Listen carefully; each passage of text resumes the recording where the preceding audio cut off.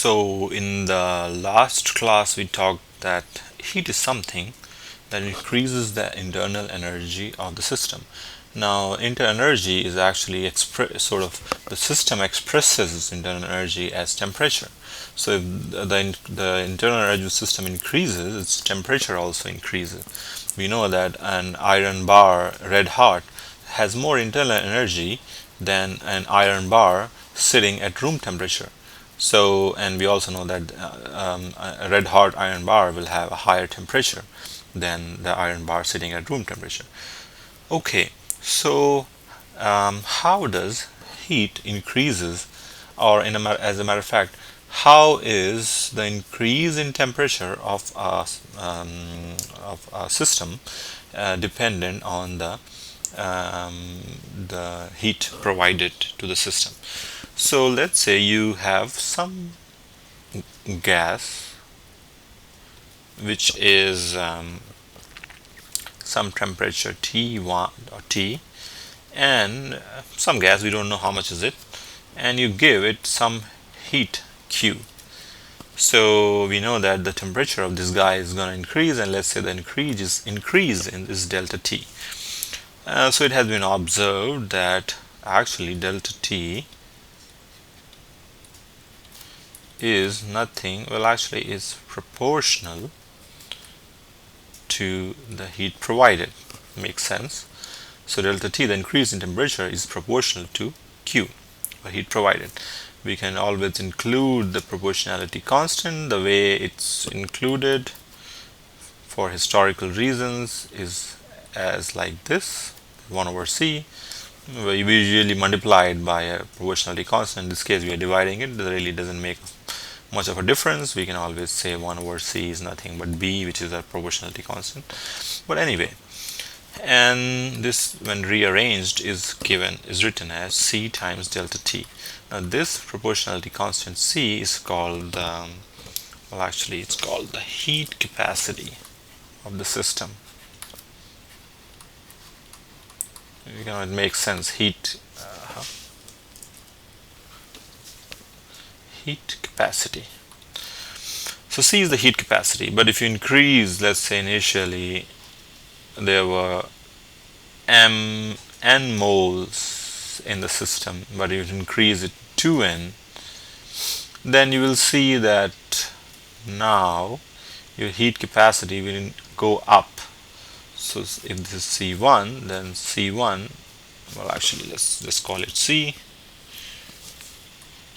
then C will go up to 2C as n goes up to 2n. What does it mean? Which basically means that if delta T was the increase in temperature because of Q, in this case it will be delta T over 2, such that delta T over 2 multiplied by 2C is still C delta T equals Q. So you provide the same heat to both of these guys. The heat capacity of this guy will be half of the heat capacity of this guy, which basically means that you will just increase half of the temperature compared to the previous raise in temperature. Does it make sense? Okay, so this is heat capacity, which depends on the size of the object, or the amount of the object. So the larger you make the object in terms of mass or the number of molecules, the larger you increase the heat capacity. But there's a way to normalize everything, and this is called a specific heat, so that you don't have to worry about the mass of the system. Specific, not a good way of writing, specific heat, and this is defined as C equals Q times m over delta T, which means what? This means that if you have, let's say, a metal thing, somehow I like metals, so let's say you have a metal thing which is mass m, you give it a heat Q. Again, this is all experiments, it's not really something which has been derived, it has been observed.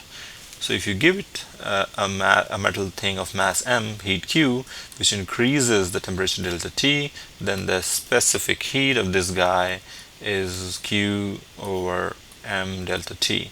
Now for various gases and metals it has been observed in compounds that this guy more or less stays same, changes with temperature, but for textbook problem cases we can assume that C remains case. You will also encounter cases when actually C changes, which basically means that if you have the same metal thing,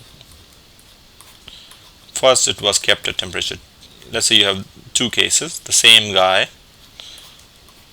but here it's kept at temperature T1, here it's kept at temperature T2, you give it heat Q, you give it heat Q here, let's say increase in temperature is delta T1, in this case temperature is delta T2, you may observe that delta T1 is not equal to delta T2, which sort of depends on the temperature it is kept.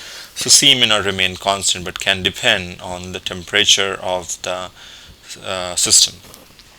But this is how it's defined, and you can say it's defined for a particular temperature. But for ideal cases, you can assume that for all temperature, this remains constant.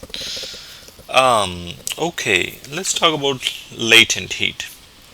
So the thing we just talked about was how the temperature of the system increases as you give it some heat. But we also know that if there is some liquid which is boiling, you give it some heat, and this guy is transforming from liquid to gas.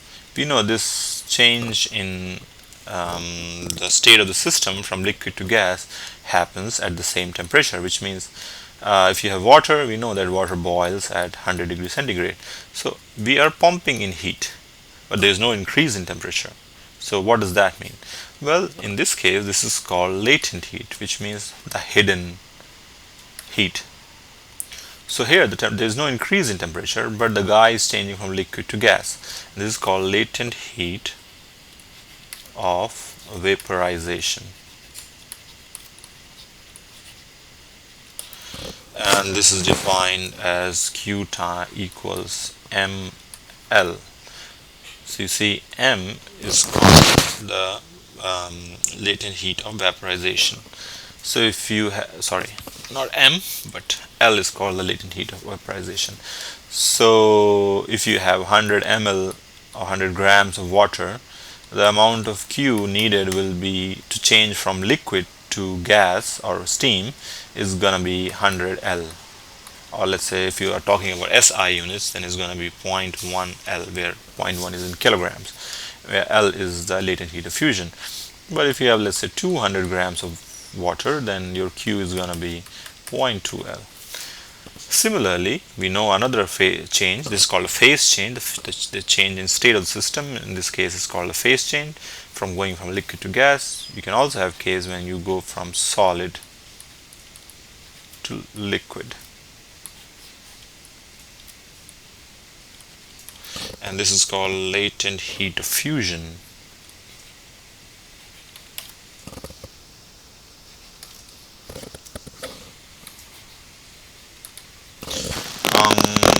Not sure which variable is used, but let's just use L only.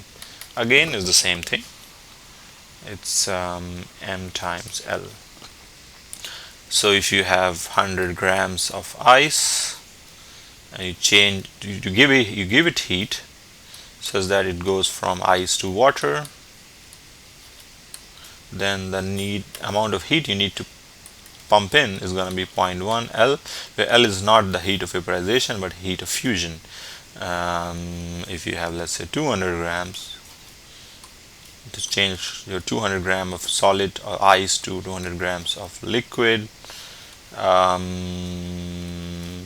you know, that's gonna be 0.2 times L, right?